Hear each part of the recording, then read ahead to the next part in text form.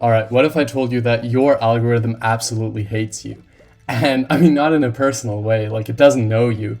And it's not sitting there like trying to ruin your day on purpose. But like functionally, like in what your algorithm does, like yeah, your algorithm might as well be a guy sitting there who's like, all right, he just woke up. How do we ruin this guy's Tuesday? And I mean, like the effect of the algorithm is the same. And I mean, sure, like the whole thing, you can explain it like, hey, it's the computer algorithm. It's nothing personal. Like, this is just the content that is kind of the best for me. But it's not. In fact, it's the opposite. And I mean, the easiest way for the algorithm to keep you watching is not the truth or is not what you want to or need to hear. It's like the dumbest person that exists. It's the most offensive thing. It's like the richest 18-year-old you've ever seen. It's like this guy having a breakdown in public. And I don't know, like after a while, you start confusing that feed with just the world outside. And you start thinking like the people out there in your city that you walk past every day, that they are like these people in your algorithm, but that's just not true. I mean, your feed is neutral. And like the first thing to understand is that the feed is not like a window to real life. It's just a filter, or it's just like a completely made up version.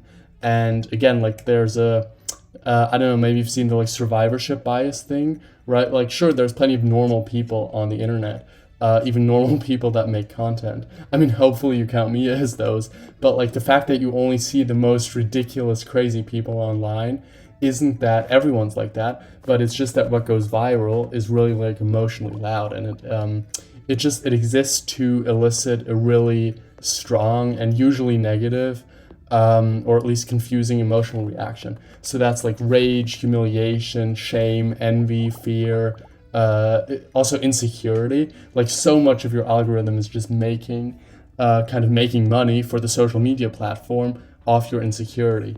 And again, like your feed, it's like literally, it's like remember the Guinness Book of World Records? Like maybe you were reading that as a kid, and like nothing you read in there was kind of representative of everyday life. Like it was a book of extremes. Like it was a book of, again, like the world records, of course.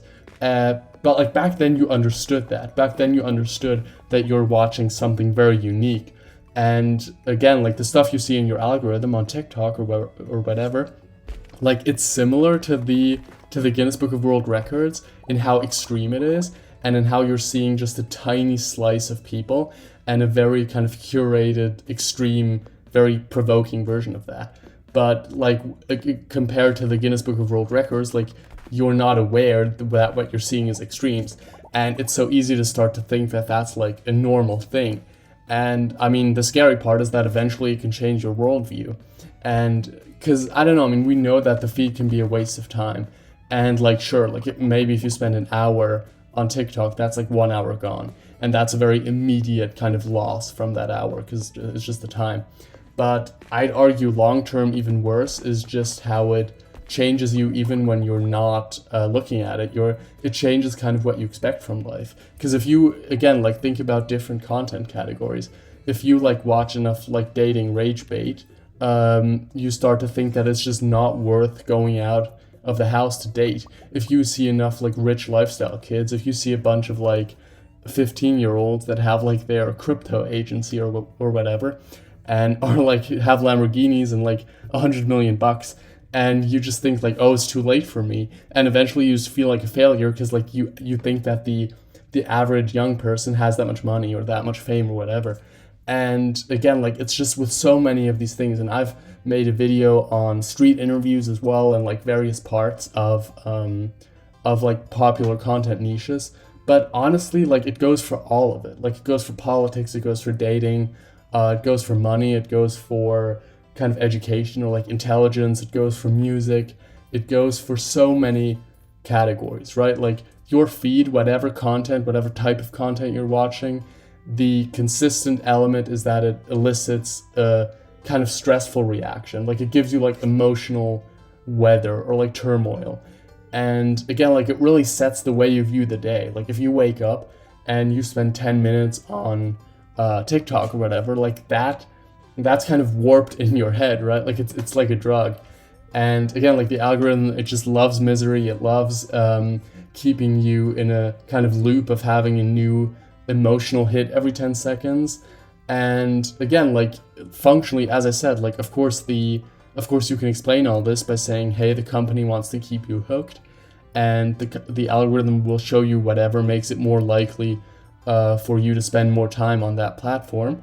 But like functionally, like if you had to imagine that the person serving up your next Instagram reel is like an actual person, is like someone with a personality or like a certain motives, like you would have to describe that motive as he hates you. I mean, that's just what it is. Like functionally, it's like, okay, how can we just completely suck the life out of this guy and like ruin his day before he even leaves the bed?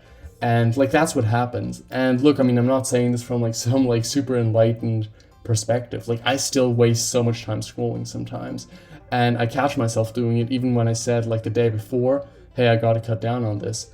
But I mean, it's become better with me, but still, it's just, I don't know, like there's a reason why it's so difficult to quit these things.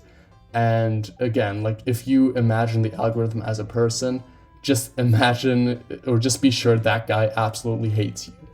And yeah, I mean, at least for me, that kind of recognizing that has helped a lot, because it just goes to show how necessary it is for me to have this kind of emotionally tumultuous experience, and that it's not like a coincidence or a kind of side effect of using social media that I feel these turmoil, this kind of internal turmoil. Like it's not a bug, it's the feature. So yeah, again, hope this was somehow informing. I'd love to hear your thoughts on this. Like, have you managed to cut down on short form content? Do you avoid it altogether?